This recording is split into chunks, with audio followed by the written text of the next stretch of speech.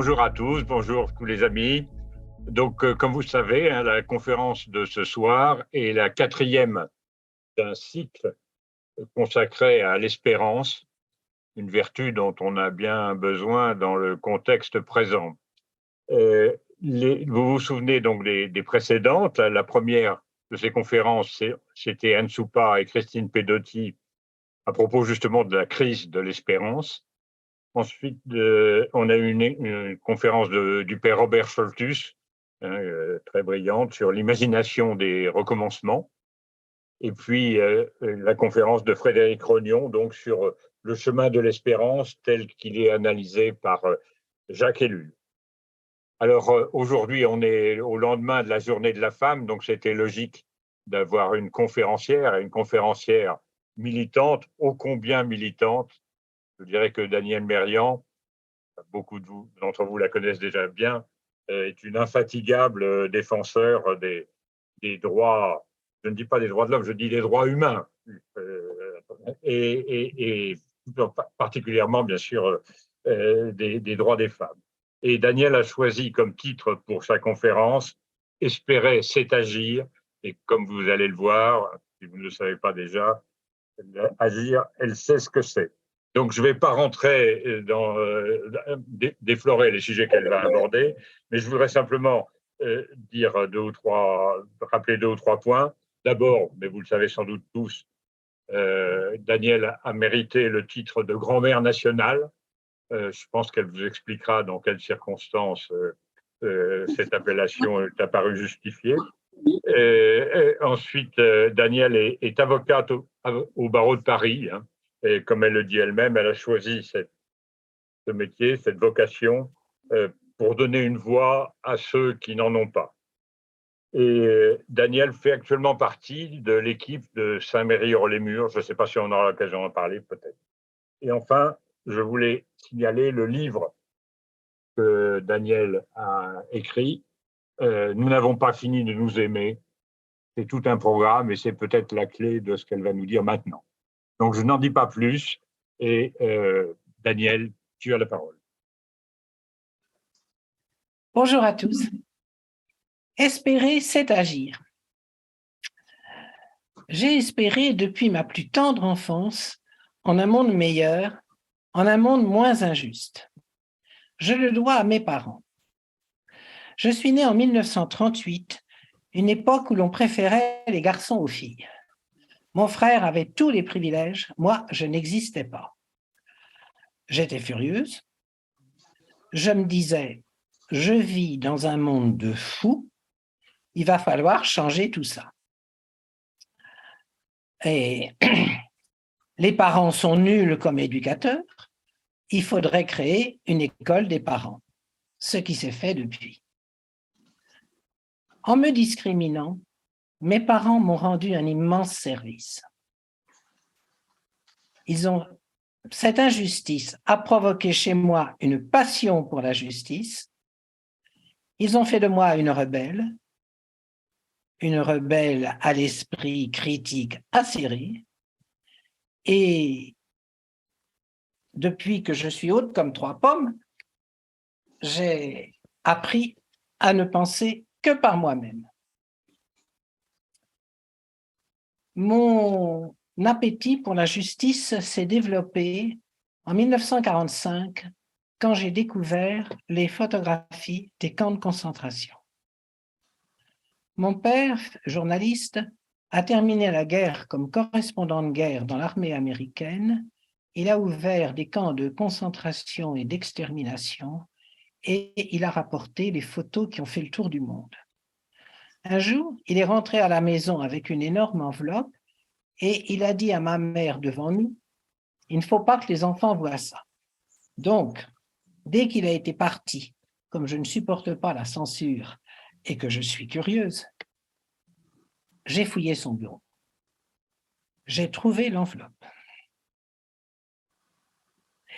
Et j'ai été anéantie. Découvrir à 7 ans ce que l'homme peut faire à l'homme, c'est effroyable. Je ne m'en remettrai jamais.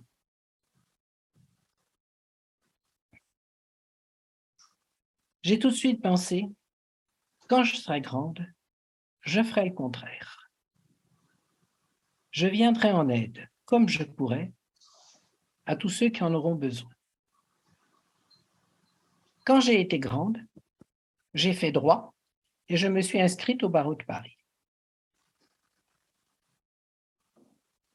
Après les traumatismes de la guerre de 40, j'ai vécu les traumatismes de la guerre d'Algérie. La guerre d'Algérie, pour moi, elle a commencé lorsque j'étais adolescente au collège Sévigné. J'avais pour condisciple Marie-Hélène Lacheroy, la fille du colonel Lacheroy, un colonel félon en fuite en Espagne. Comme la police ne pouvait pas arrêter le père, elle venait régulièrement arrêter le fils, un mineur, un innocent de 16 ans, qui a fait plusieurs internements administratifs de 6 mois.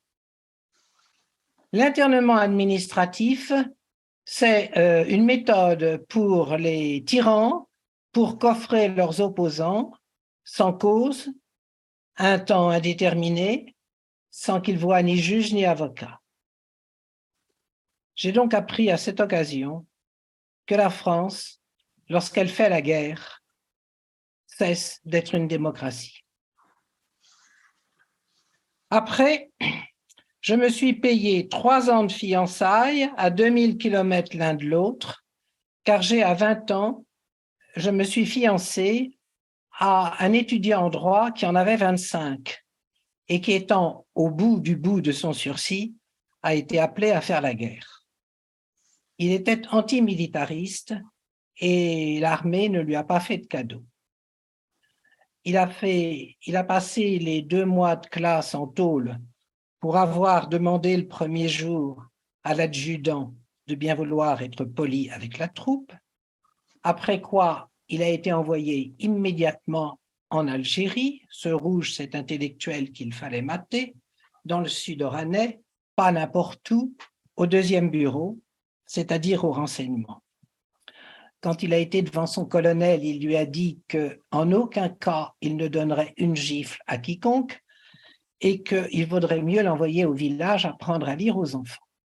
Évidemment, on l'a invité à la fermer et à obéir.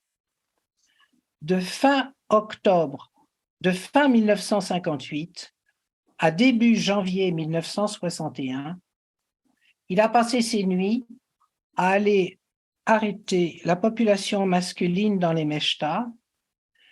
Il interrogeait normalement ces pauvres paysans, n'en tirait aucun renseignement, et au petit matin, il avait l'obligation de les entasser dans un camion, direction le prochain DOP, dispositif opérationnel de protection, en français, centre de torture.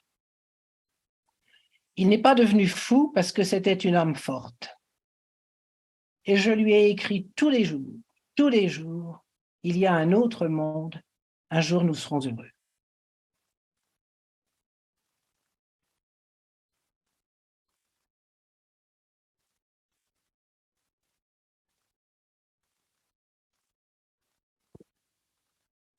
Si je vous dis tout ça, c'est pour que vous compreniez quelle joie a été la nôtre lorsque nous avons été démarchés par Hélène Angèle, la grand-mère protestante qui a fondé la CAT, l'Action des chrétiens pour l'abolition de la torture.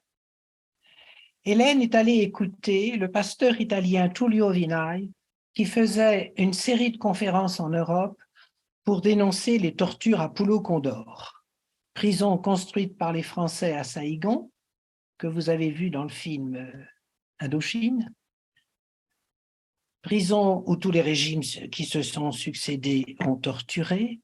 En 1974, c'était les Américains.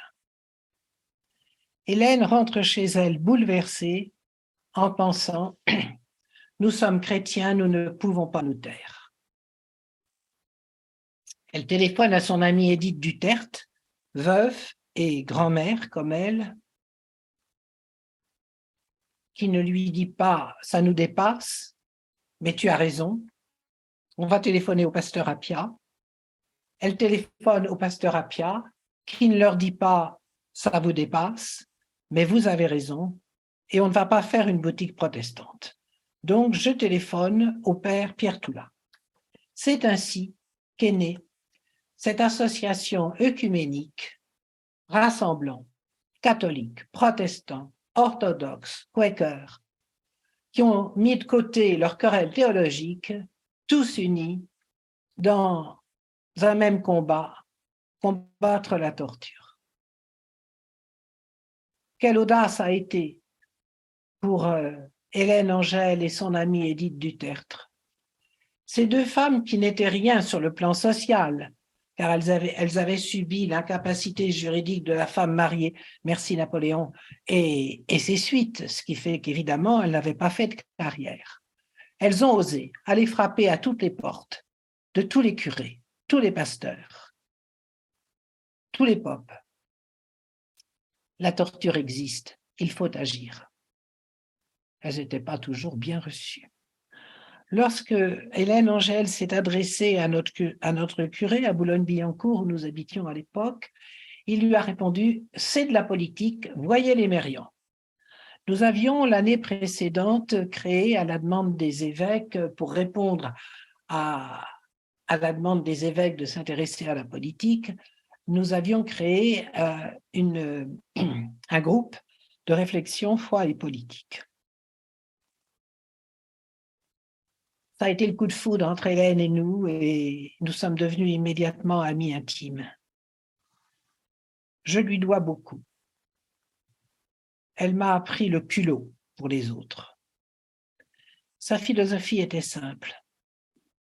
C'est impossible, alors on va le faire. Hélène est morte trop tôt d'une crise cardiaque. Nous étions 16 000 membres de la CAT à l'époque. Mon mari et moi, nous avons beaucoup œuvré à la CAT. Adrien a travaillé avec le banquier suisse Jean-Jacques Gauthier à l'établissement de la Convention pour permettre les visites inopinées dans les prisons. Moi, je me suis attelée à étendre l'objet de la CAT à l'abolition des exécutions capitales. Ça nous a pris 3 ans de débat démocratique. La peine de mort, dans la tête de nos membres, c'était quelque chose d'abstrait. Heureusement, Pierre Toula a eu la bonne idée de faire venir son frère Jean Toula avec des dossiers de condamnés à mort, graciés, qui exécutaient des peines de perpétuité. Là, l'intéressé, il avait un nom, il avait un âge, il avait une famille, il avait eu un métier, ça changeait le regard.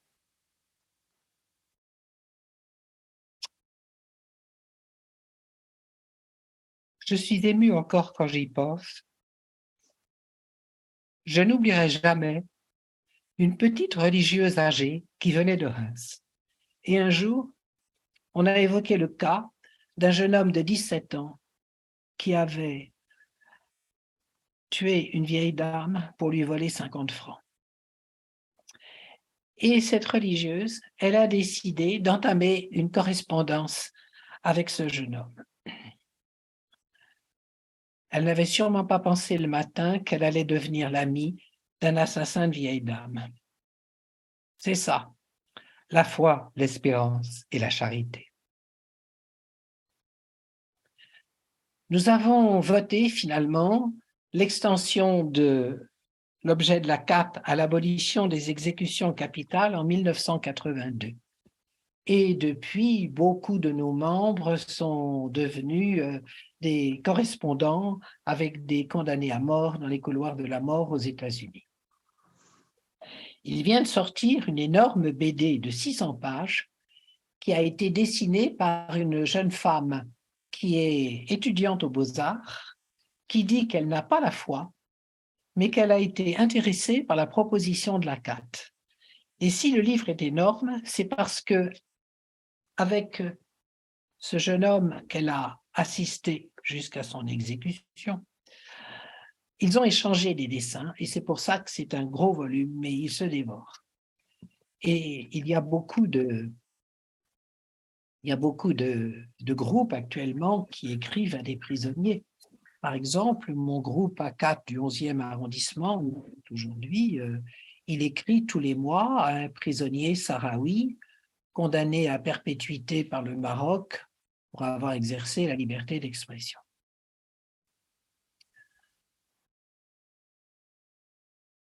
En 1964, lorsque je me suis inscrite au barreau, mes amis de la municipalité de Boulogne-Billancourt où j'habitais m'ont demandé de donner une consultation gratuite, bien sûr, par semaine au CIF, le Centre d'information féminin et familial.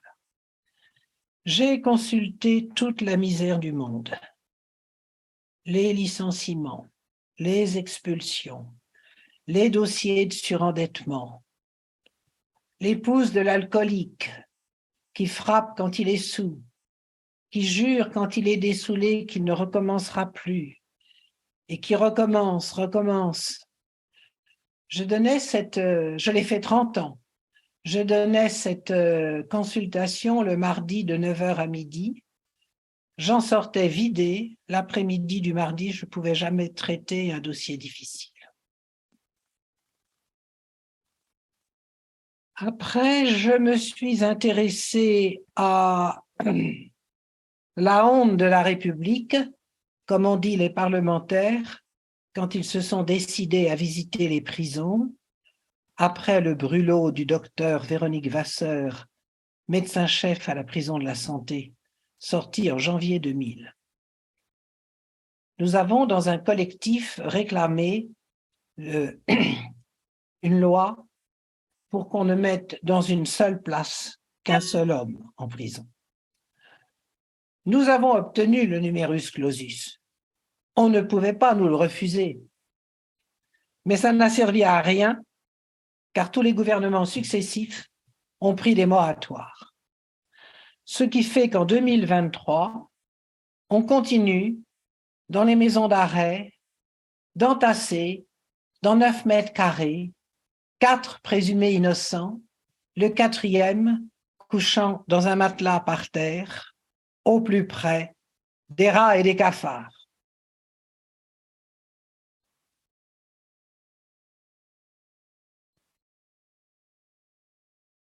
Après, je me suis intéressée aux prisons en Afrique de l'Ouest. Mon confrère Lou Monod des Ancles est venu un jour présenter à la bibliothèque des avocats le premier film qui a été fait sur les prisons en Afrique.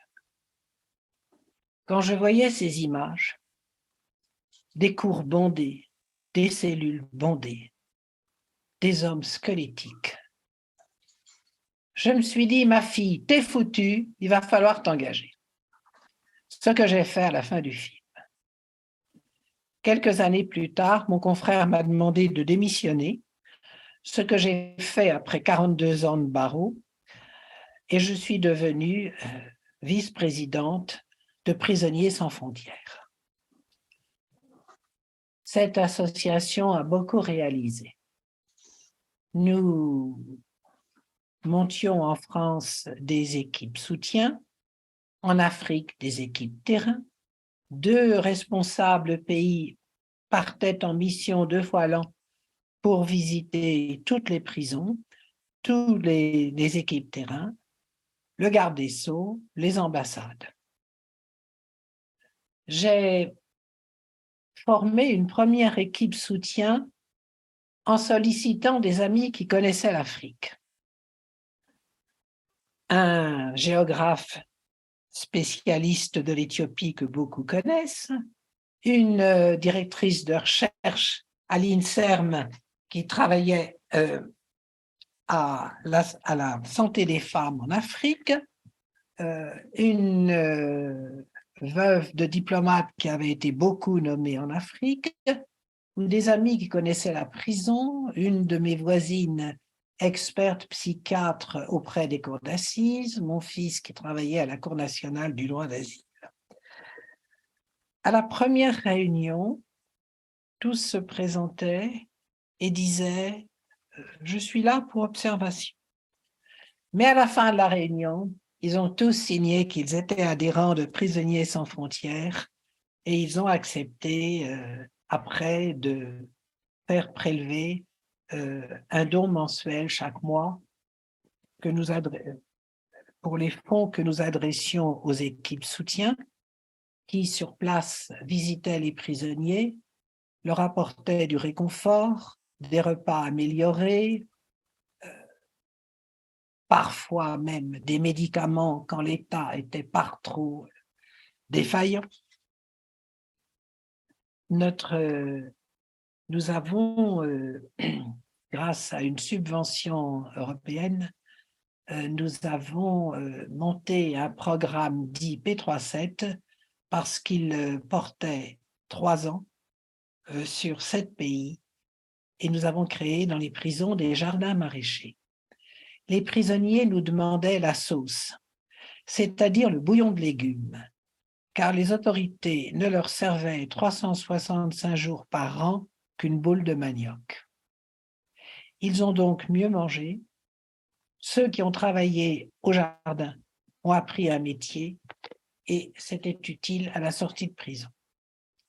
Nous avons aussi, grâce à des subventions obtenues des ambassades, doté beaucoup de prisons d'apatam. L'apatam, c'est un auvent, c'est une tente que l'on tend au-dessus de la grande cour où sont parqués les prisonniers pendant la journée, et ça les protège et de la pluie et du soleil.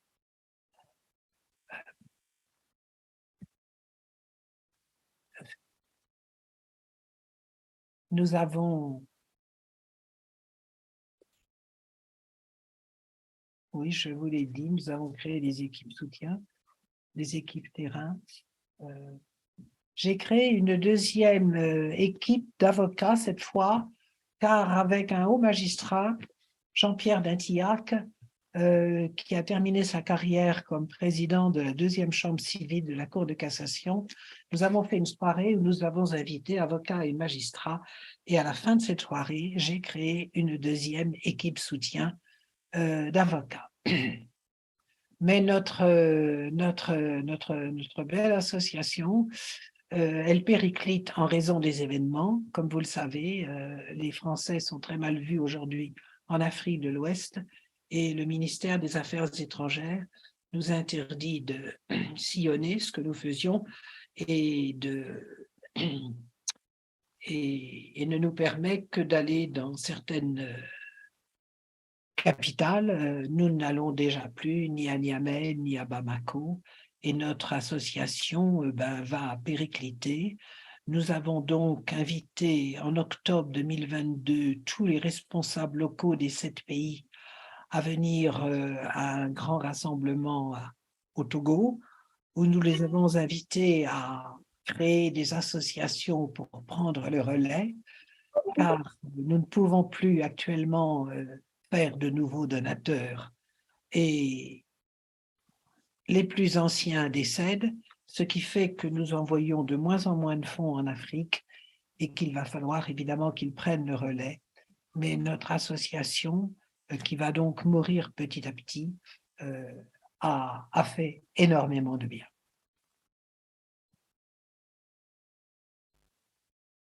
En 2013, je suis tombée dans l'excision. À 75 ans, je n'en étais pas fière, car j'ignorais cette calamité qui perturbe totalement la vie de plus de 200 millions de femmes dans le monde. L'excision a été inventée par les pharaons il y a au moins 6000 ans. Je dis 6000 ans parce que nous avons une momie excisée qui est datée de 6000 ans. L'objet politique de l'excision, c'est de rendre, par l'ablation du gland du clitoris, les rapports sexuels très douloureux pour la femme, afin que madame ne trompe pas monsieur, lequel est polygame. Cherchez l'erreur. Les effets néfastes de l'excision, en dehors de l'interdit à vie du plaisir féminin, ce qui en fait un crime en droit pénal français, outre la mutilation. Ils sont nombreux.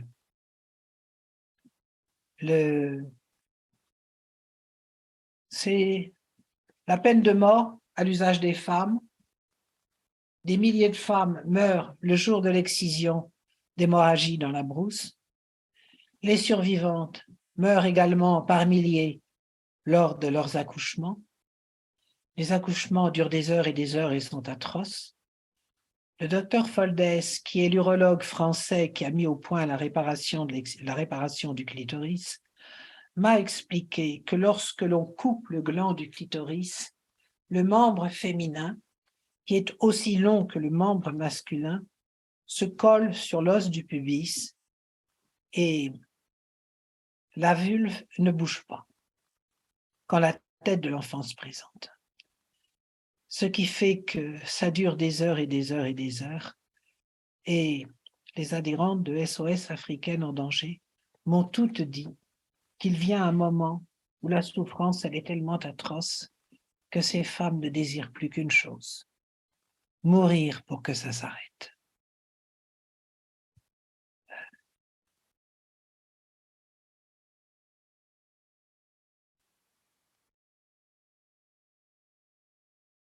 SOS Africaine en danger est née dans un centre de soins aux torturés qui s'appelle Parcours d'exil, où j'étais membre du conseil d'administration à l'époque, et le docteur Duterte, l'âme de ce centre, a reçu en 2013 tellement de jeunes femmes guinéennes, toutes excisées, toutes mariées de force enfants, et devant leur nombre, il leur a proposé de former un groupe de parole, et ces femmes ont été très heureuses de se rencontrer. Elles avaient, on peut dire, la même histoire, et ces victimes sont également des battantes, puisqu'elles ont osé s'insurger contre leur sort et fuir. Et elles ont donc très rapidement monté les statuts de SOS Africaines en danger, les Africaines en danger étant leurs fillettes laissées au village. Imaginez leur cauchemar. Et donc, elles ont fait tellement vite à monter leur statut qu'aucune n'était encore passée à l'OFPRA, l'Office français de protection des réfugiés et apatrides. Elles étaient donc sans papier et elles ne pouvaient pas déposer leur statut à la préfecture, et elles demandaient au docteur Duterte de devenir leur premier président pour pouvoir déposer ces statuts. Et le docteur Duterte nous explique ça à l'Assemblée générale de Parcours d'exil en juin 2013. Et il nous dit, c'est quand même piquant que moi, un homme, je devienne le premier président de ce petit groupe de femmes. Et avec mon tempérament de bélier, je lui dis, oui, Pierre, ça n'a pas de sens, je vais prendre votre place, vous allez aller me présenter à ces femmes. Et ça a été le coup de foudre entre ces jeunes musulmanes et moi. Je leur ai dit, je vais vous expliquer pourquoi je suis solidaire de votre combat. Moi-même, je suis née dans un régime d'esclavage. Alors, elle me regardait avec de grands yeux et elle se disait, cette vieille dame, cette vieille bourgeoise, elle se fout de nous. Et je leur ai fait un petit cours de droit, je leur ai expliqué ce que c'était que l'incapacité juridique de la femme mariée et ses suites. Je leur ai appris que je m'étais mariée en 1960, oui, non, en 61, et que je devais obéissance à mon mari, que nous avions eu des enfants en 1962 et en 1964 et qu'il était le seul à avoir l'autorité parentale, et ainsi de suite. Et donc, je leur ai déroulé tout ce qu'il a fallu faire au XXe siècle pour arriver à la fin du siècle à la fin de la discrimination qui a été obtenue à la fin du siècle avec le mariage pour tous. Et ces femmes, ce sont des battantes. Et elles m'ont dit, eh bien, si vous, les femmes en France, vous avez obtenu toutes ces avancées, eh bien, parce qu'elles pensaient que tout était rose pour nous, puisque ces femmes ont trouvé la liberté en France. Eh bien, nous aussi, on va gagner notre combat. Et il n'est pas gagné leur combat contre l'excision et le mariage forcé. Et je ne sais plus pourquoi je vous disais tout ça. Je ne sais plus. Je ne sais plus du tout. Si je regarde mes notes. Oui, l'objet qu'elles ont donné à leur association, c'est l'abolition universelle de l'excision et du mariage des mineurs, mais d'abord en Afrique de l'Ouest, car ces femmes elles ont été rejointes par toutes les femmes d'Afrique de l'Ouest de nos anciennes colonies, le Togo, le Bénin, la Mauritanie, le Sénégal,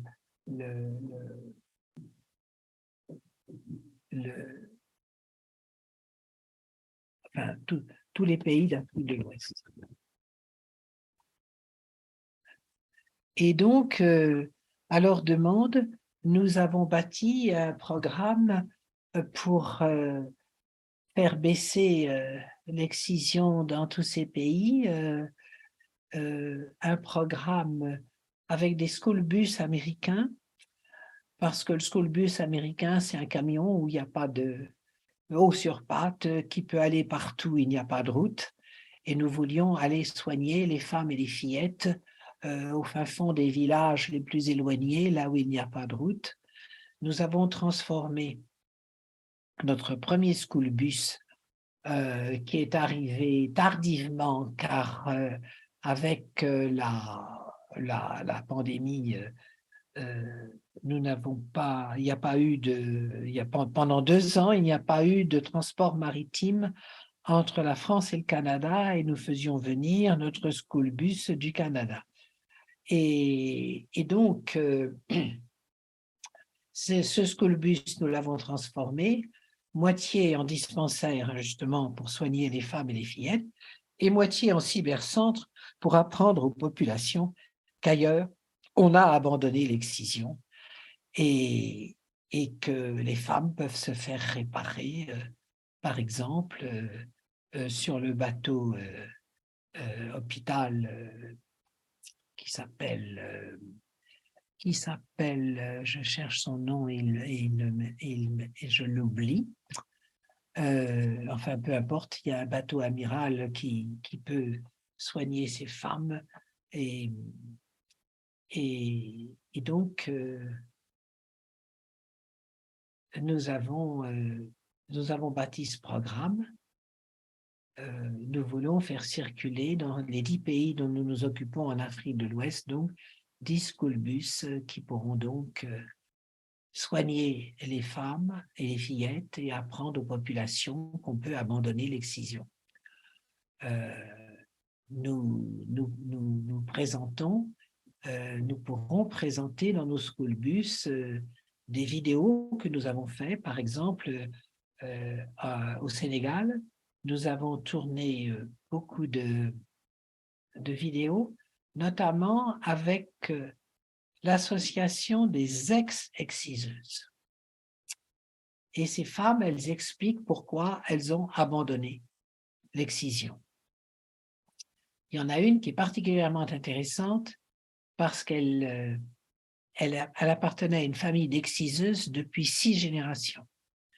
Et un jour, avec son mari, elle a fait une démarche auprès de son marabout, démarche fort utile, car il se trouve que ce marabout était un homme cultivé. Elle lui a demandé dites-nous ce qu'il y a dans le Coran, puisque ces populations ne peuvent pas lire le Coran, et donc on peut leur raconter n'importe quoi, et ces populations croient que l'excision est demandée par Allah dans le Coran. Donc ce marabout lui a dit, il n'y a rien dans le Coran, et mes filles ne sont pas excisées. Elle a donc immédiatement arrêté cette vieille dame d'exciser, et elle a cherché à convaincre les autres exciseuses en leur trouvant du travail, parce que l'excision, ça rapporte, et donc il fallait leur trouver un autre job. Et donc, elle a monté tout un travail qui permet donc aux ex-exciseuses de gagner leur vie. Et donc, c'est intéressant de pouvoir montrer ce genre de vidéos à des populations éloignées. Malheureusement, nous n'avons plus de fonds pour ce faire. Nous avons monté pour ce programme pour 10 pays. J'ai fait un appel à dons sur la plateforme américaine GoFundMe/Daniel Merian, un appel à dons à la société civile. Et donc, nous recevons des dons. Mais souvent, ces dons sont de petits dons. Quand nous recevons un don de 5 €, personnellement, je suis émue parce que je me dis que si une personne donne 5 €, c'est qu'elle n'est pas riche, mais qu'elle a bien compris qu'il s'agit d'un fléau, je dirais même d'un crime contre l'humanité, parce qu'il y a quand même au moins 200 millions de femmes qui sont excisées de par le monde. Et donc, ce crime, on devrait aujourd'hui, on devrait pouvoir arriver à avoir des instances, comme par exemple le Parlement français, pour dire que ce crime est un crime contre l'humanité. Donc, nous sommes aujourd'hui en difficulté dans notre pays pilote qui est le Sénégal. Nous avons reçu le meilleur accueil. Je dis le meilleur accueil parce que mon chef de projet, Jean-Michel Vanzo, est un homme plein d'ardeur et surtout un surdoué. Il s'est donc empressé d'apprendre le Wolof pour parler Wolof aux ministres. Et évidemment, les ministres sont très contents de rencontrer un Français qui a appris le Wolof, puisque personne d'autre ne l'a jamais fait. Et donc, il a obtenu du ministère des Finances de dédouaner notre premier school bus aux frais de l'État. Il est au mieux avec le ministre de l'Intérieur, qu'il l'avait fait interroger par les renseignements généraux pour savoir qu'est-ce que venait faire une association d'origine française au Sénégal. Il est au mieux avec le ministre de la Santé, et il y a un service du ministre de la Santé dont le nom m'échappe, qui souhaite faire des tournées au Sénégal avec nous parce que notre school bus est infiniment mieux équipé que leur camion. Et donc, on ferait donc des tournées ensemble. Mais actuellement, je ne peux pas faire de tournée parce que je n'ai plus assez de trésorerie. Je ne peux plus payer ni le chauffeur, ni l'essence, ni l'infirmière, ni tous ceux qui monteront dans le bus. Et actuellement, je porte mes recherches vers les industriels, car GoFundMe ne peut pas me donner suffisamment de fonds pour pouvoir poursuivre notre travail qui est absolument essentiel puisque actuellement l'UNICEF nous dit qu'on mutile une petite fille toutes les 50 secondes. Donc voilà, je nous faisons donc maintenant appel auprès des industriels. Alors,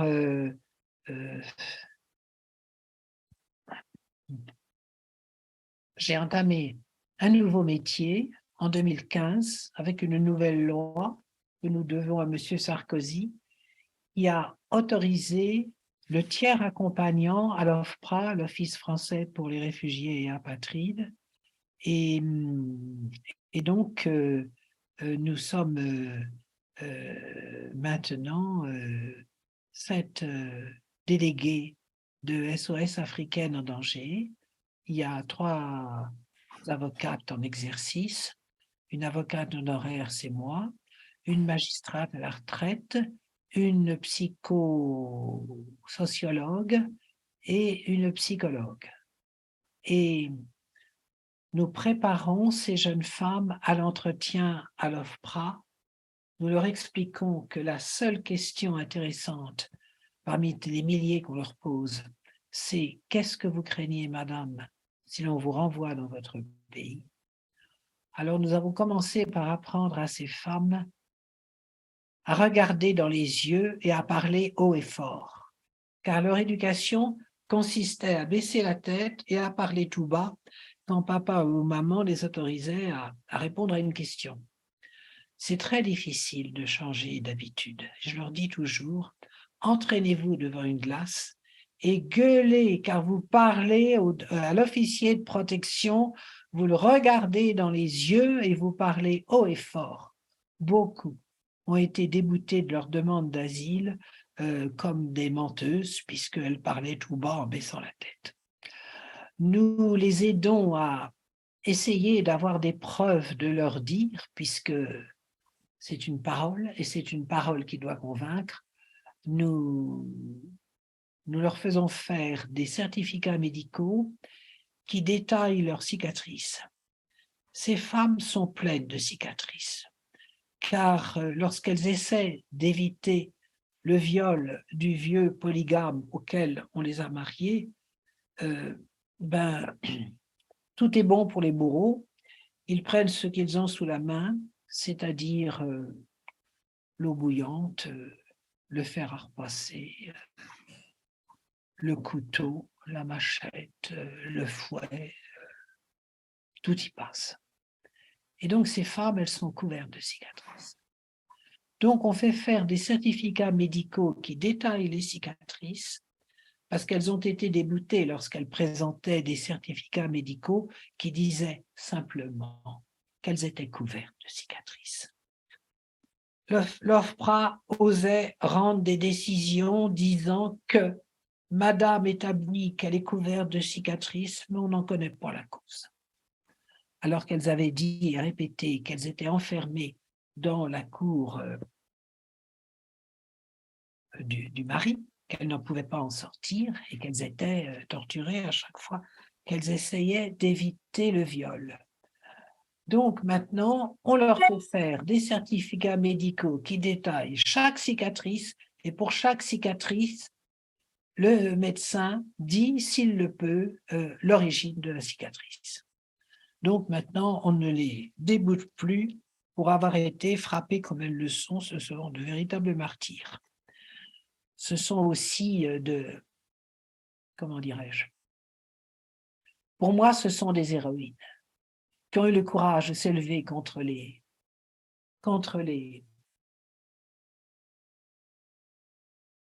traditions ancestrales, d'entamer un parcours difficile, car très peu ont eu la chance de pouvoir prendre l'avion avec leurs enfants. La plupart ont été obligés de laisser leurs enfants, de préférence à une amie plutôt qu'à une grand-mère, pour que les enfants ne soient pas excisés. Et elles ont suivi un parcours atroce qu'on leur refait dire à l'OFPRA, alors ça ne sert à rien pour avoir le statut. Par exemple, qu'elles ont été emprisonnées en Libye, torturées, violées, reviolées par le passeur, ça fait partie du prix pour les femmes, qu'elles ont erré en Espagne, avant d'aller en Espagne, qu'elles ont erré en Afrique du Nord, en Algérie, en Tunisie, au Maroc, qu'elles ont naufragé en Méditerranée, qu'elles ont fini par atterrir en Italie ou en Espagne et qu'elles sont donc dublinées, puisque on en est encore à vouloir, puisqu'on n'a jamais corrigé le Dublin, on en est encore à vouloir que ce soit le premier pays qui reçoit sur son sol ces femmes qui soit en charge de les accepter comme réfugiés. Donc tout ça, ça leur fait perdre beaucoup de temps à l'OFPRA, parce que bien évidemment, ça n'est pas l'Italie ni l'Espagne qui sont submergés de migrants qui vont sûrement pas vouloir accueillir ces femmes, et ces femmes ne veulent absolument pas être accueillies ni en Italie ni en Espagne, puisqu'elles ne savent que le français et que c'est en France qu'elles veulent venir. Donc, ça n'est que perte de temps et douleur inutile, mais il faut en passer par là. Donc, j'ai une admiration immense pour ces femmes qui sont pour moi des héroïnes, et je suis très heureuse de les aider. Pour conclure, je dirais que ces engagements importants me prennent beaucoup de temps, mais ils donnent du sens à ma vie. Je sais pourquoi je me lève le matin. J'ai fait partout des amis de grande qualité qui me soutiennent, et ce que je le fais au nom de Jésus-Christ, parce que j'estime que sa parole, aimez-vous les uns les autres, est la plus révolutionnaire de tous les temps, et que c'est la seule solution pour la communauté des hommes. Merci Daniel. Je crois que je ne ferai pas de commentaires, ça ne ferait qu'affaiblir ton témoignage. Mais je vous passe la parole parce que certains d'entre vous souhaitent certainement poser des questions. Donc, vous pouvez poser des questions soit en utilisant le fil de discussion que vous avez en bas de l'écran, soit en levant la main, et à ce moment-là, je vous passerai la parole si je vois votre main levée. Donc, qui souhaite intervenir?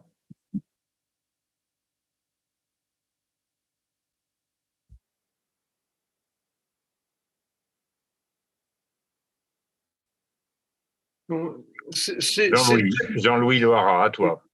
C'est vraiment très, très difficile de parler après Madame Mérian, parce que ce qu'elle nous a dit, et surtout la façon, je trouve, dont vous nous l'avez dit, Madame, était pour nous une sorte de méditation sur la vie de l'homme, de la femme, et sur la vie du monde. Alors que nous sommes empêtrés dans des petites affaires, et encore si ce sont des petites affaires de notre famille ou de notre village, c'est des grandes affaires, mais on est empêtrés dans des petites affaires nationales, voire internationales, et ce que vous avez dit, c'est oui, une méditation. Alors, moi je suis... j'écoute, mais je me dis, mais ce que tu fais dans des tas de petites associations, mais ça n'est rien par rapport à ce que je viens d'entendre. Voilà, donc c'est tout ce que je voulais vous dire. Je n'ai pas d'autres questions à vous poser, si ce n'est à continuer à vous entendre. Et justement, peut-être, Daniel, tu pourrais dire, chacun de nous, peut-être d'une certaine façon, peut dire ça n'est rien ce que je fais. Et néanmoins, faut-il le faire? Qu'en penses-tu? Cet argument, on l'entend beaucoup à la CAT, la torture est partout. Et moi, je ne peux faire que peu de choses par rapport à cet immense problème. C'est un peu aussi ce que tu as dit sur l'excision. Oui, à notre petit niveau, nous faisons ce que nous pouvons. Je regrette que les journées n'aient que 24 heures, parce que je ferai plein d'autres choses encore. Mais bon, c'est la communion des hommes qui fait qu'on avance. C'est parce qu'on est ensemble qu'on avance. C'est le collectif qui fait qu'on avance. pendant que... Ah, On a pardon, vu oui, montrer à la 4. allez-y, monsieur Hainaut, c'est ça? Oui, vous avez la parole. Ouais, J'étais bon. donateur à Prisonniers sans frontières et je n'ai pas bien compris si on peut continuer à faire des dons ou bien s'il faut les faire les dons Mon cher André. Voilà une bonne question. Bonsoir. Bien sûr, André. Non, mais c'est l'intitulé des dons que je donne. Ma question porte sur l'intitulé du don. À quelle association maintenant il faut le faire? Est-ce que c'est toujours à Prisonniers sans frontières? Bien sûr, nous ne sommes pas morts. Nous sommes bon, moins d'accord. nombreux parce que D'accord. toi et moi, nous n'avons plus 20 ans et que nous avons des amis qui meurent. Et nos petits-enfants, j'ose le dire, ne prennent pas le relais. Donc, nous sommes une association où effectivement se fait aujourd'hui de moins en moins de dons, ce qui fait que nous ne pouvons transférer que moins d'argent à nos amis africains. C'est pour ça qu'on leur a proposé de faire des associations qui seront des prisonniers sans frontières de chaque pays, mais bien entendu, nous continuerons jusqu'au dernier d'entre nous à faire prélever ce que nous avons l'habitude de faire prélever. Je te remercie de la question s'il y avait d'autres membres de PRSF à nous écouter. Et il y en a d'autres. Oui. Monsieur Berger, vous avez la parole. Monsieur Berger. Merci beaucoup. Je salue d'abord Daniel, que je remercie pour ce témoignage. Bonjour mes amis Berger. Merci beaucoup. Bonsoir Daniel. J'écoute Bonsoir. avec grand plaisir. Voilà, alors moi je veux dire simplement que en 2008, j'allais prendre ma retraite et on m'a dit, tiens, ça serait pas mal que tu prennes la responsabilité du Niger pour PRSF. Et j'étais déjà donateur, mais ce qui me séduisait, c'était qu'on partait des besoins des détenus. On n'avait pas un projet au départ bâti ici en France.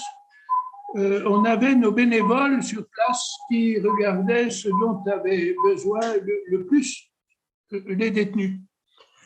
Et donc, cette co-construction me séduisait. Alors, j'ai fait une première mission en 2009.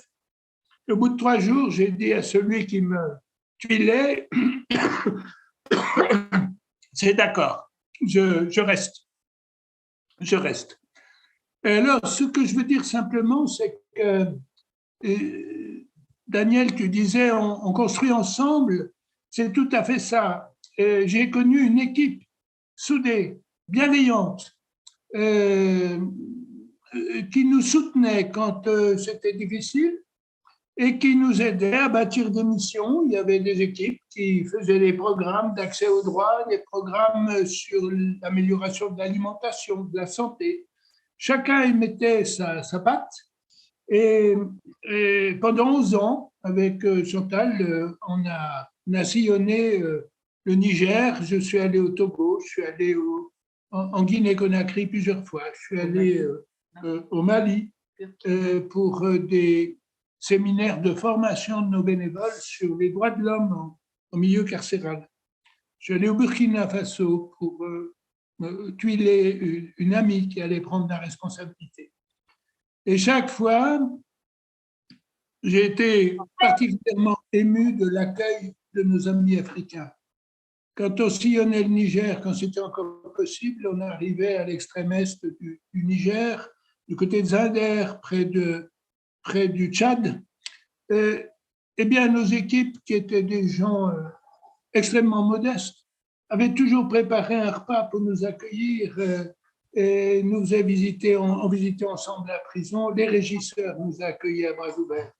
Il y a une fraternité là qui s'est développée au sein de PRSF, mais je dirais de toute l'équipe de PRSF qui englobe bien sûr tous nos amis africains. Et j'ai de solides amitiés maintenant avec mon épouse au Niger. J'ai eu des problèmes de santé sérieux l'an passé. Je ne veux pas dire le nombre d'appels sur WhatsApp que j'ai eu de mes amis africains qui disaient, tous musulmans bien sûr, on prie pour toi François et on prie pour ta famille. Voilà. On est citoyen du monde par des associations comme ça qui souvent on me dit, mais alors des Africains, un jour un Africain dans une prison m'a dit, mais papa, pourquoi tu viens là? Tu pourrais rester chez toi pour faire la sieste, tout ça, tranquille. Et je lui ai dit, mais je t'aurais jamais connu. Alors il a éclaté de rire et il m'a dit, moi non plus, je t'aurais pas connu. Et quand on retournait dans les prisons 6 mois après, il disait, mais Monsieur François, je te connais déjà. Je te connais déjà. Voilà. On est citoyens du monde et vraiment, je remercie PRSF qui m'a permis une grande ouverture que j'avais peut-être un peu, mais on la met en pratique. Voilà. Et, Merci François. voilà. Et bien sûr, il faut continuer à donner. Bien sûr, il ne faut pas arrêter une seconde. Voilà, on vit un peu là. Tant qu'on est vivant. Voilà, tant qu'on est vivant. Et vous savez ce que dit Pierre Rabhi hein, à propos du colibri Oui. Qui amène 3 gouttes d'eau pour éteindre un incendie. Absolument. Je fais ma part. Voilà. Alors que chacun fasse sa part à sa mesure. Évidemment, on ne demande pas d'héroïsme. Exactement. Que chacun fasse sa part. Voilà. Merci Daniel. Merci Daniel. François Daniel, a oublié de vous dire Oui. qu'il a été premier président de la Cour d'appel de Dijon et qu'il a été président de Cour d'assises. Non.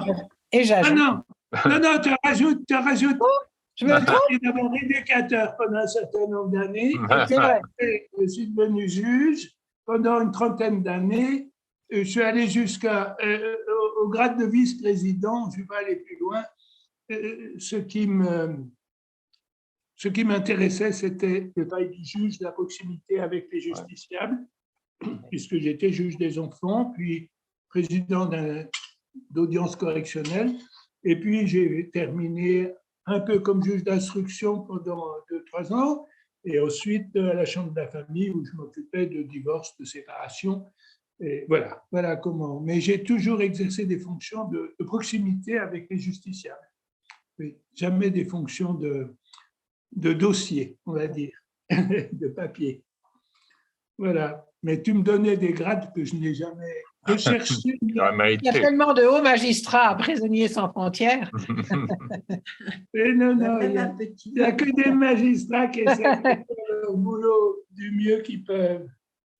Voilà. Daniel, est-ce que tu pourrais nous parler des grands-mères de la place de Mai? Parce que je sais que tu as eu des relations fortes avec elles. Ah oui, bon. Le courage de ces femmes dans cette dictature, de tourner devant le palais présidentiel avec leur mouchoir blanc sur lequel elles portaient le nom de leurs enfants disparus, c'est absolument incroyable.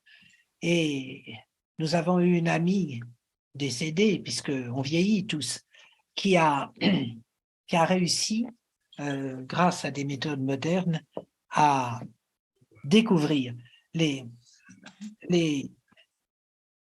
tortionnaires tuaient les femmes, mais quand elles étaient enceintes, ils attendaient que les femmes accouchent, les tuaient après, et les enfants étaient donnés à des militaires. Ce qui fait que les grand-mères, elles recherchaient leurs petits-enfants, puisqu'elles avaient peu d'espoir de trouver leurs enfants. Et grâce à des méthodes modernes, notre amie Jeanne, et j'ai oublié son nom, Jeanne Dupouille. Jeanne Dupouille, elle a réussi à retrouver 105 enfants qui ont quasiment tous les enfants sont revenus dans leur famille d'origine, alors qu'ils avaient été élevés par des militaires qui leur avaient menti sur leurs origines. Et il n'y en a que 1 ou 2 qui a finalement préféré rester dans la famille qu'il avait élevée, mais tous ceux qui ont appris dans quelles conditions ils avaient été raptés sont revenus avec ces grands-mères qui, pendant des années, ont tourné en rond sur la place de Mai. Bon, alors nous, on allait devant l'ambassade d'Argentine, c'était tous les jeudis, si j'ai bonne mémoire. Je sens bien que c'était le jeudi. Ouais. Et on allait, alors on n'était jamais reçus, bien sûr, mais enfin on était là, et donc ils savaient qu'on savait. Et ça, c'était très important, que les dictateurs sachent que nous savons. Et bon, ça a été une de nos actions au début de la CAT, de manifester chaque jeudi devant l'ambassade d'Argentine. Madame Isabelle Hydrac a posé une question. Madame Hydrac, vous avez la parole. Oui, je voudrais savoir ce qui pourrait être fait pour que y ait du relais chez les jeunes maintenant, justement, les jeunes qui sont en études de droit, les jeunes qui sortent, les jeunes magistrats. Qu'est-ce qui pourrait être fait pour que ces engagements soient connus et que vous ayez des relais? Alors, madame, si vous pouvez m'expliquer comment convaincre mes propres petits-enfants, qui sont absolument adorables, eh bien, je serais ravie. Je constate qu'effectivement, dans toutes nos associations, il n'y a que des gens aux cheveux blancs. Ça, c'est sûr.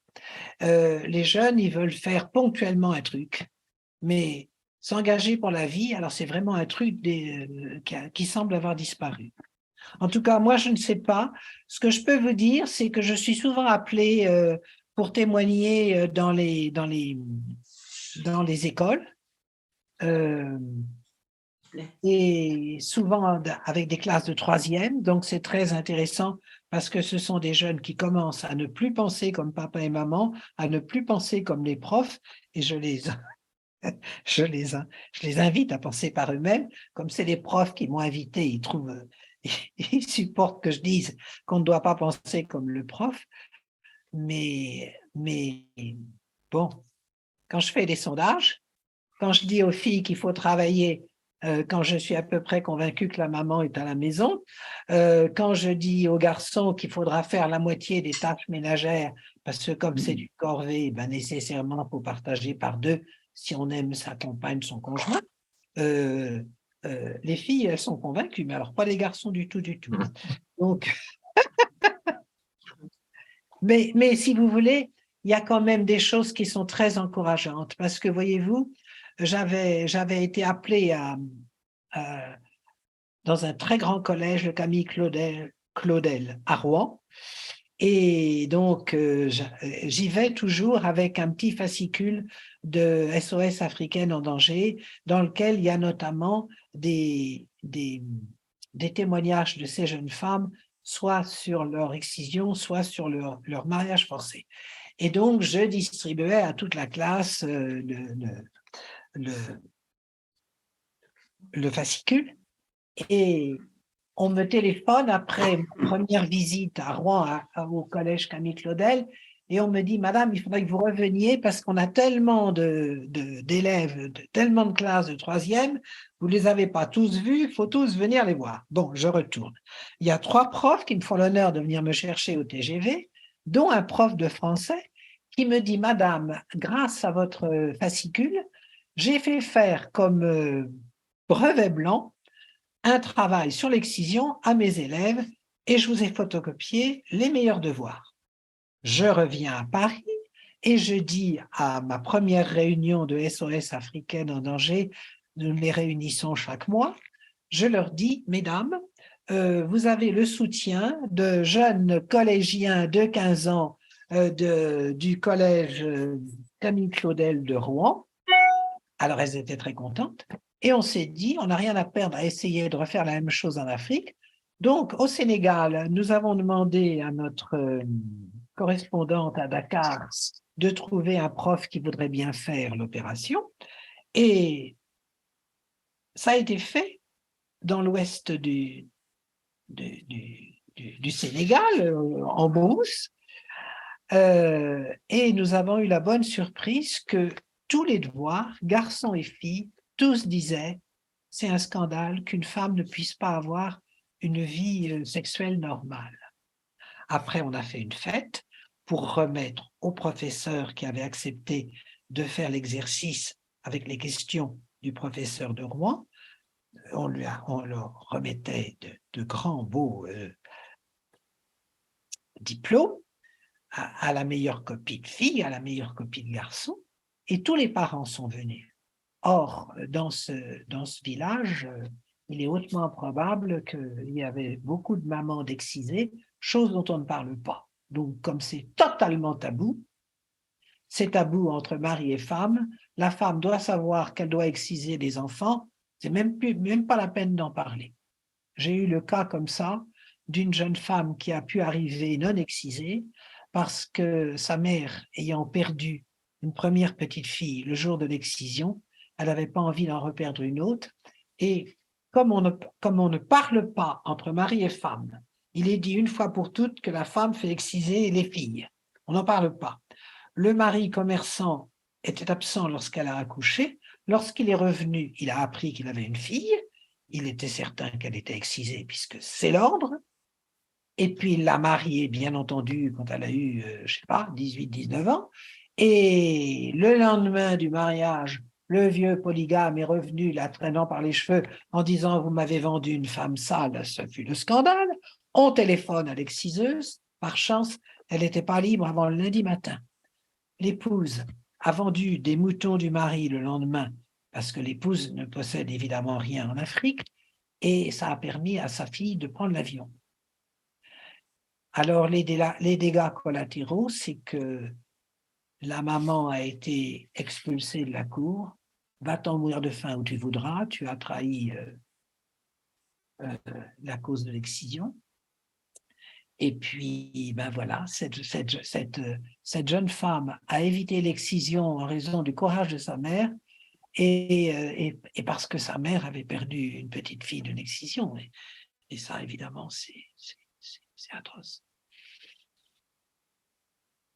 Je ne sais pas si j'ai répondu comme il faut à la dernière question, car j'ai oublié quelle était la dernière question. Non, mais c'est bien. Madame, oui, vous cherchiez comment on aurait le relais.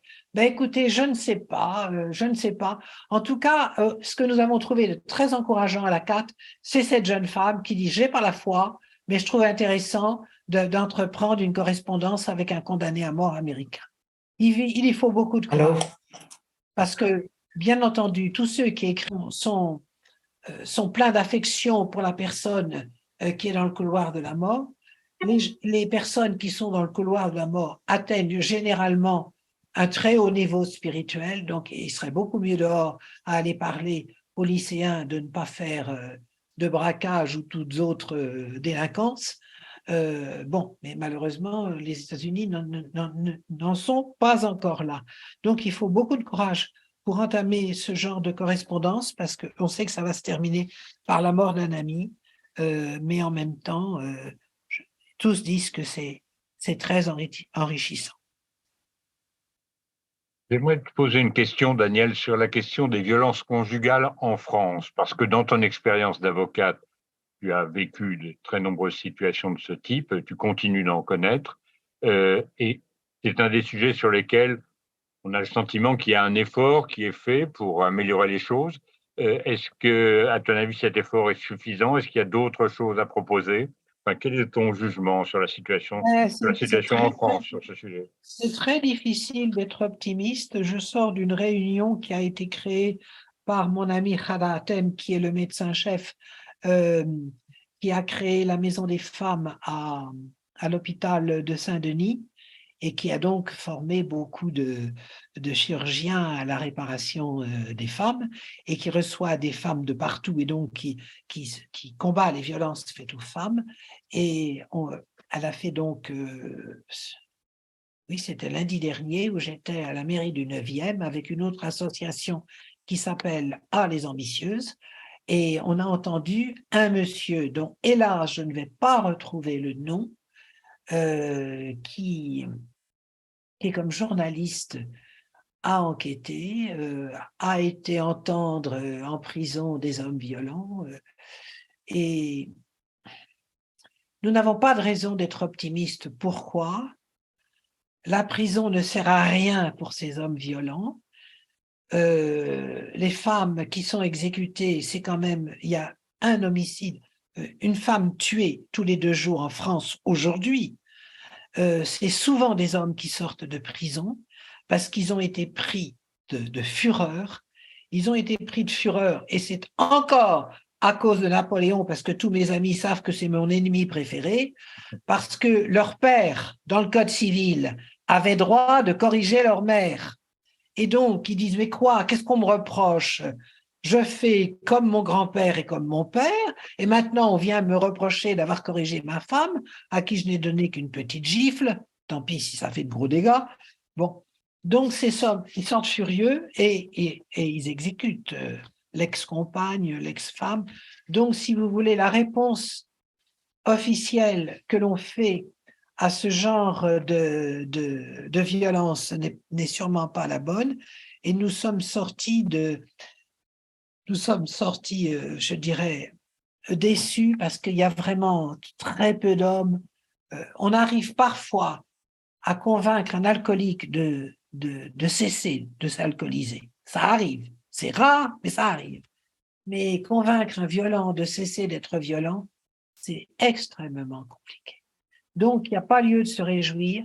Une femme meurt un jour sur deux en France des coups de son conjoint ou compagnon, et c'est absolument dramatique, mais nous n'apportons pas la bonne réponse.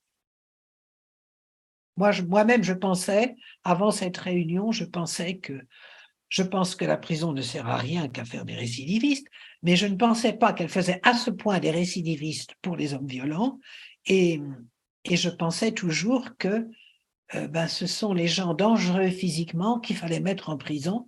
J'ai appris il y a peu, c'est dommage quand on a fait toute une carrière d'avocat, que c'est la dernière des choses à faire avec les hommes violents. Il faut qu'ils soient soignés dans le circuit. Ils ne sont pas soignés pendant qu'ils sont en prison. Donc, c'est aberrant, quoi. Ils vont faire 5 ans, 10 ans de prison. Après, ça sera trop tard pour les soigner. Donc, nous ne donnons pas la bonne réponse. Donc, je ne suis pas optimiste. Bien, tu n'es pas optimiste, mais tu gardes l'espérance, c'est ça. Alors Voilà. oui. Est-ce qu'il y a d'autres questions? Moi, j'aimerais bien que tu nous... Oui. Pardon, ah oui, Claudine, vas-y. Non, je voulais juste faire une petite remarque. Autrefois, Daniel, tu nous disais, tous les jours en me levant, je me dis que nous avons progressé parce que la loi progresse. Oui, c'est vrai. Et la conscience des droits progresse. Oui. Oui. Oui. Par exemple, en ce qui concerne la peine de mort, entre ce qu'elle était lors de mon premier cours de droit pénal, où j'ai enfin compris qu'il fallait être contre la peine de mort, parce que du temps de la guerre de 40, je voulais voir zigouiller tous les Allemands qui n'étaient que des boches. Et puis après, la guillotine, c'était comme la Tour Eiffel, quoi. C'était dans mon paysage.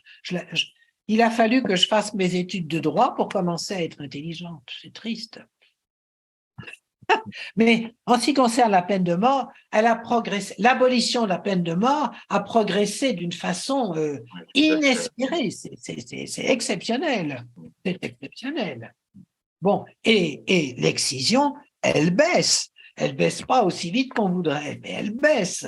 Et on commence à réparer les femmes. Alors évidemment, on les répare pas beaucoup. Quand je pense aux 200 millions de femmes, et je suis sûrement en dessous de la réalité, qui sont victimes à vie il faut voir qu'elles ont à vie des règles atroces. C'est monstrueux. Et puis ces femmes, comme elles essaient d'éviter le coup de couteau fatal, elles reçoivent plein de coups de couteau.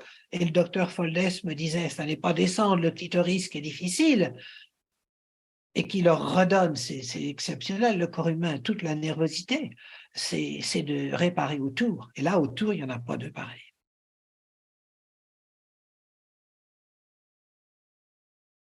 Mais pour progresser, il suffit que nous soyons les plus nombreux. Ben oui.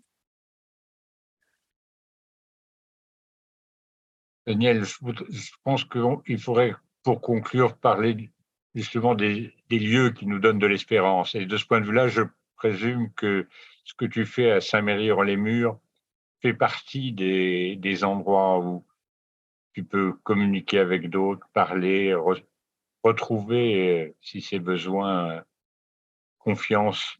Est-ce que tu veux nous dire où en est Saint-Méry-en-les-Murs? Je crois que ça intéresse beaucoup d'entre nous. Une communauté très vivante. Le précédent archevêque de Paris, Monseigneur Aupetit, qui ira peut-être en correctionnel, puisque l'actuel archevêque de Paris, Monseigneur Ulrich, applique la loi, lui, Donc, il a prévenu le procureur d'une nouvelle affaire de fesses de ce pauvre ex-médecin, ex-archevêque de Paris qui nous a fait tant de mal, puisqu'il s'est contenté le 9 février 2021 d'un mail pour nous dire que nous n'existerions plus à partir du 1er mars. En fait, nous existons. Déjà, nous avons sorti un livre quelques mois après notre éviction de Saint-Méry, un livre où nous racontons tout ce que nous avons fait depuis que Monseigneur Au petit. non, celui qui nous avait donné notre mission. Ah oui. Moi et les noms, vous savez combien j'ai de mal avec les noms. Enfin, Monseigneur Marty. Le cardinal Marty. Monseigneur Marty, merci. Marty. Nous avions donc fait ce que souhaitait Monseigneur Marty.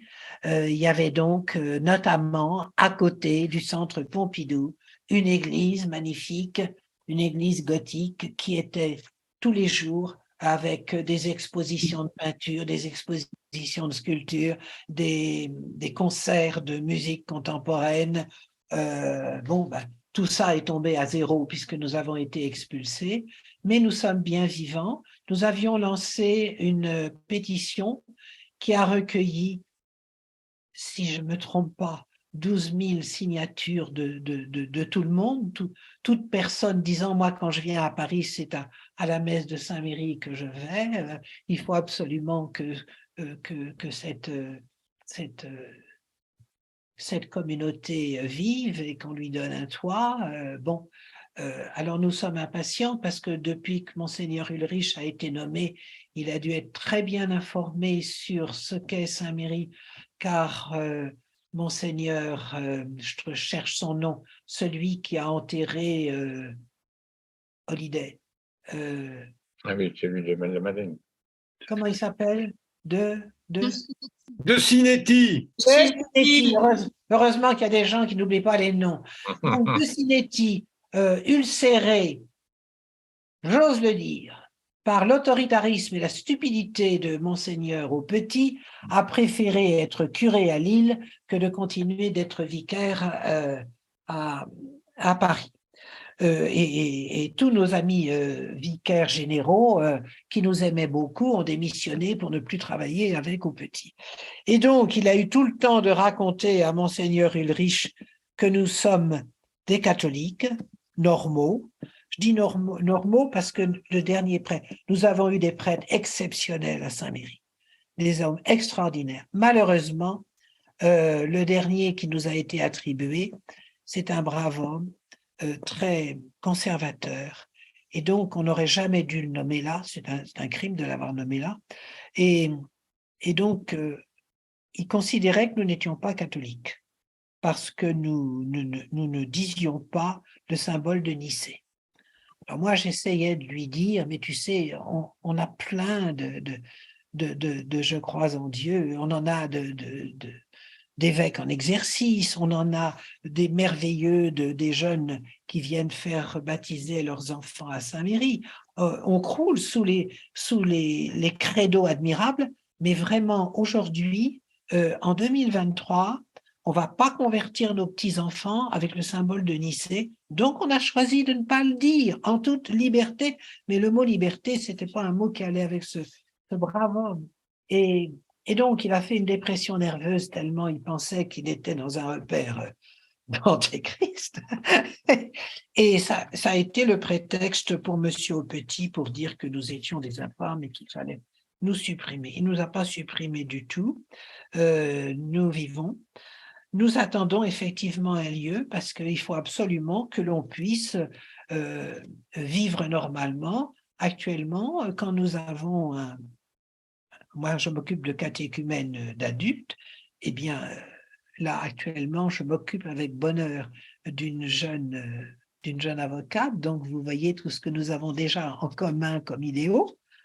Eh bien, s'il ne nous arrive pas enfin un lieu, je serai obligée de demander au merveilleux curé de C'est à côté de chez moi et je ne devrais pas savoir ce nom. Notre-Dame de l'Espérance. Merci beaucoup. Notre-Dame de l'Espérance, eh ben, c'est lui qui baptisera cette jeune femme si nous n'avons pas de lieu, puisqu'actuellement, nous n'avons pas de registre et nous n'avons pas de lieu. Donc, c'est une situation qui ne devrait pas perdurer, vraiment. Donc, voilà, nous en sommes donc à demander maintenant, parce que nous sommes toujours au mieux avec le vicaire, le vicaire qui est chargé de nous, qui est très gentil, qui vient prier avec nous à Notre-Dame d'Espérance, qui prépare, comme nous en avons l'habitude, le lundi avec nous la messe pour le dimanche, qui prépare aussi ce que nous avons créé, qui devrait perdurer parce que c'est quelque chose de nouveau et d'intéressant. Nous avons créé le dimanche une prise de parole sans Eucharistie par Zoom, et donc nous préparons cette messe qui est une liturgie de la parole le lundi comme d'habitude et nous célébrons le dimanche. Ça permet à beaucoup de personnes de se brancher en Zoom, donc avec des amis de province qui se branchent avec nous, et c'est quelque chose qu'il faudra sûrement faire durer, des messes en Zoom. Voilà. Et nous sommes bien vivants. Bravo Daniel, ça ne m'étonne pas de toi. Écoutez, je vous propose d'applaudir Daniel, hein, parce que je trouve que vraiment… La foi nous habite. C'est une tonalité exceptionnelle. Bravo Daniel. Je vais d'ailleurs citer une phrase que j'ai trouvée dans ton livre et qui me paraît un petit peu pouvoir être une formule de conclusion pour ce que j'ai dit, mais je te redonnerai la parole parce que c'est toi qui vas conclure.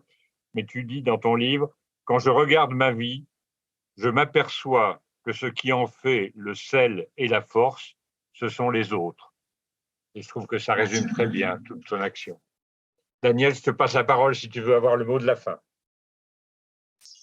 Alors, écoutez, je me demande parfois, j'aime tout le monde, c'est normal, vous allez me dire, mais je pense que si j'ai cette propension à tomber en coup de foudre pour des tas d'amis, pour des tas de choses, je pense que c'est probablement, j'ai jamais fait de psychanalyse, mais du fait que je m'estimais mal aimée quand j'étais enfant, je pense que ça m'a donné un goût profond pour aimer les autres.